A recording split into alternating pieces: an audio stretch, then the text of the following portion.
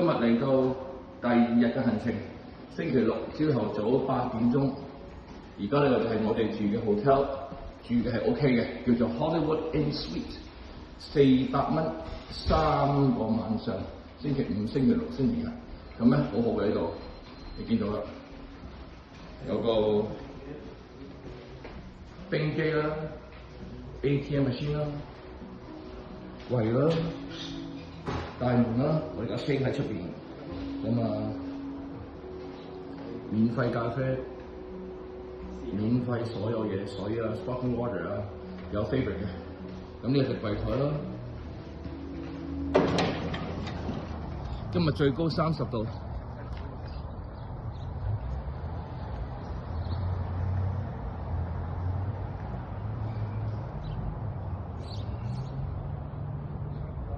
最高30度啊，係一個咩嘢概念啊？係非常之好天嘅概念。而家就應該食早餐之後咧，我哋就去呢一個嘅航空母艦。早晨，傑哥，係早晨。喂，琴晚想同你講聲咧，我一定要錄呢條視頻咧。我想話俾你聽，等喺多倫多啲朋友都嚟揾你啊嘛，係咪先？我哋琴晚傑哥帶我哋去食越南粉啊！佢好 enjoy 揸車，當你有一個 enjoy 揸車嘅人咧，就會好開心。好，準備上車。時間嚟到8點嘅15分，on the way去航空母艦嘅時候咧，我哋經過麥當勞，嚟到美國 LA 咁麥當勞，就咁啦。咁啊，多數啲人咧就係墨西哥人為主，咁啊同我哋加拿大差唔多，但可能個 package 或者 combo 有少少唔同嘅，而家就係咁啦。咁啊食完之後咧，我哋就去我哋嘅航空母艦啦。個鐘頭車嚟到呢度 San Diego， 有冇見到成隻軍艦啊？冇錯，我哋將會喺度 USS Midway 大約2-3個鐘頭 at least。但係咧喺呢度嘅後邊咧，碼頭大啊 ，Norwegian 啊 ，Holland American 啊，全部嘅大郵輪都喺度上船。美國人咧去 cruise 咧都係俾幾百蚊㗎咋，加拿大人去 cruise 咧係唔止呢個價錢，因為太貴啊，坐飛機嚟。而家我哋就準備上呢個嘅戰艦度睇呢一個嘅飛機啊、戰鬥機啊、司令台啦。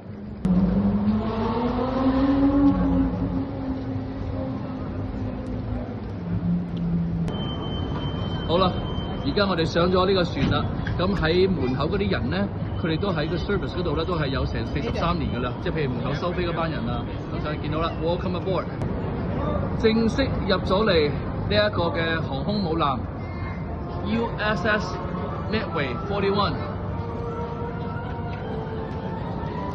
喺呢度做收飛嘅，喺呢度做接待嘅，全部都喺船上面工作。咁頭先問咗個收飛嗰個咧。佢係做咗43年啊 ，43 years。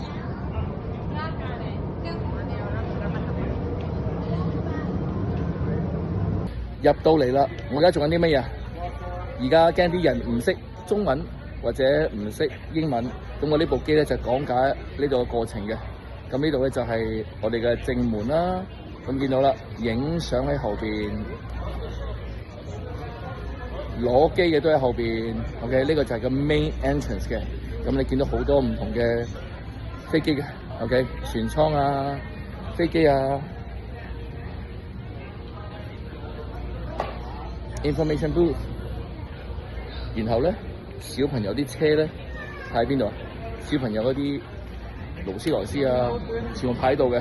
咁啊，小朋友咧就可以同埋媽咪一齊出去玩啦。好啦，到飛機啦。而家呢個仲係底層㗎咋，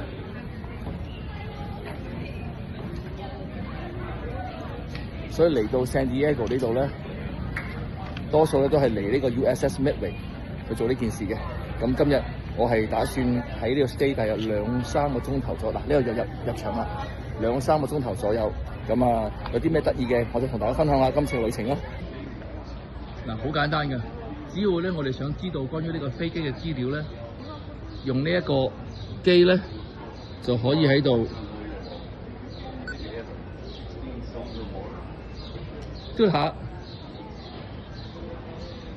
咁之後咧，我就聽佢講嘅嘢咧，咁佢就會話俾我聽，究竟呢個嘅機係講啲咩事，有啲咩歷史㗎啦，就係呢部機啦。翻譯機，每一個機嘅前邊咧都係有一個咁嘅黃色嘅儀器嘅。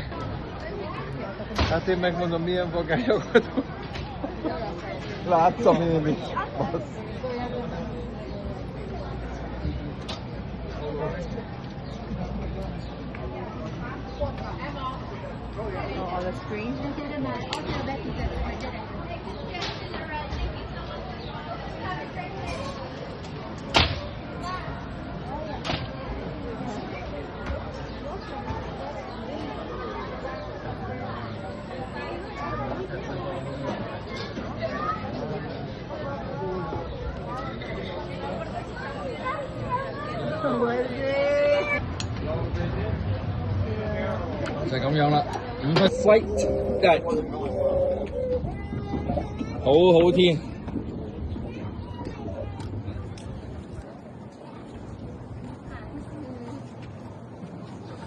一陣間又可以用呢一個嘅 translator 咧，翻譯咧喺度 bit 一 bit， 咁就可以知道晒所有飛機嘅故事啦。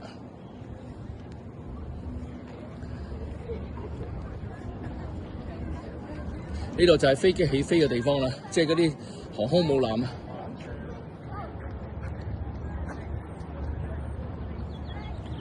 如果中意飛機嘅朋友咧，特別有香港啲朋友咧，就好中意睇呢啲嘢啦。當然有士多啦，係咪？仲可以坐啊！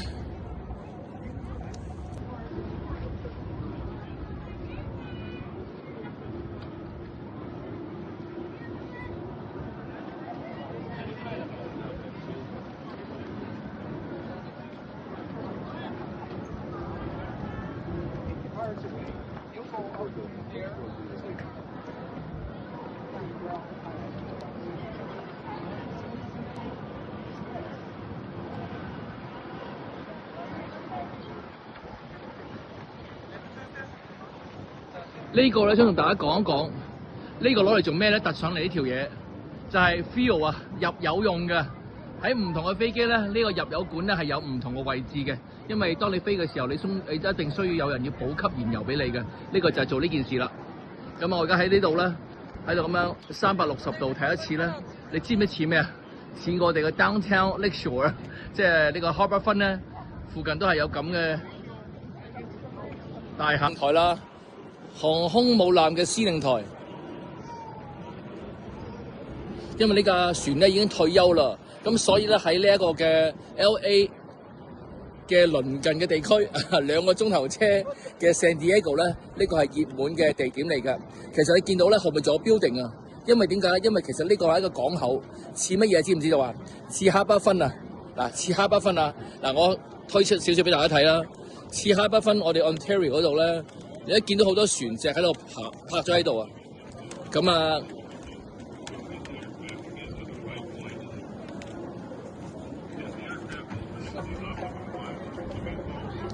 係咪似唔似哈巴芬啊？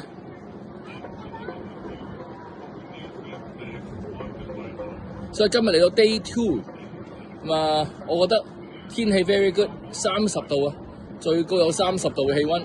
咁同埋咧，今日嘅 Day 2咧，除咗我哋睇呢一個地方之外咧，我哋仲會睇呢個嘅海狗啊，定係海豹啦，唔係好記得。呢度咧幾好啊，有啲水咧，嗰啲water dispenser machine 咧，俾你大家斟一斟水啦。同埋咧喺呢個甲板度咧，有好多地下啲窿，有冇見到啊？我覺得呢啲窿咧係 lock 住個飛機啊，冇錯，個窿係 lock 住架飛機。咁啊，等啲飛機可以 secure 咁啊。而家將你見到啦，如果唔啱我嘅話咧，就唔好介意我講錯啦。不過可以去我哋嘅好朋友 Google 搜索一下啊，呢啲窿咧，我相信就係 lock 住架飛機嘅。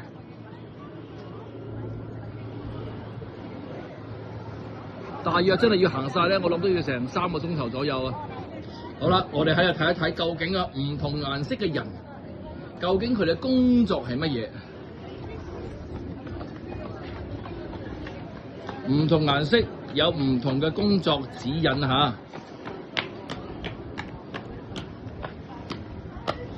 好少可以見到呢啲嘅，咁都想喺今日呢一個嘅 Day 2 trip 咧 San Diego 同大家分享一下。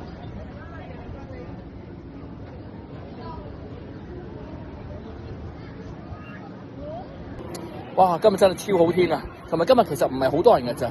咁點解會有呢個嘅想法喺呢個 long weekend 出埠咧？我以前好少，亦都從來未試過，因為我冇諗過，哇！原來星期五、星期六、星期日、星期一放假嘅 long weekend 咧，即係以前除咗做婚禮之外咧，咁啊都可能喺屋企，但係冇諗過原來都可以咁樣嘅。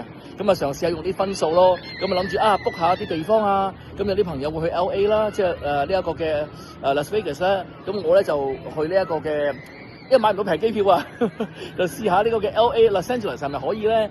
咁啊，梗係啦，可以試到啲美國嘅食物。咁但係咧，我覺得始終賺錢其實另外一個目的咧，都係希望可以即係增長下知識啊，同屋企人相處下，即係去下呢個地方咁大，呢個世界咁大，可以睇一啲唔同嘅嘢。我覺得應該係唔錯嘅。所以 so far 嚟講咧，我覺得呢一個 trip 咧係值得嘅。你話係咪好平？我唔覺得咯。點解咧？因為飛機票係免費嘅，因為換分。但係如果大致上成個 trip 嚟講，都起碼2-3千美金係必須嘅。譬如你租車啦，你去嗰個主題樂園啦，食下嘢。但係呢個用錢係衡量唔到。咁但係我只不過係希望睇呢條視頻嘅人，究竟佢話喂，究竟阿小蔡，你去呢個地方4日3夜用咗幾多錢咧？budget係點做法咧？咁起碼有個即係心度有個譜啊！即係有個即係 sample 有個 reference， 咁到你哋真係想去旅行嘅時候，你咪可以知道，如果好似我咁去嘅話，大約係用咗幾多錢啦。當然啦，我會每一日都同大家報告一下嘅。而家繼續行呢個嘅航空母艦先。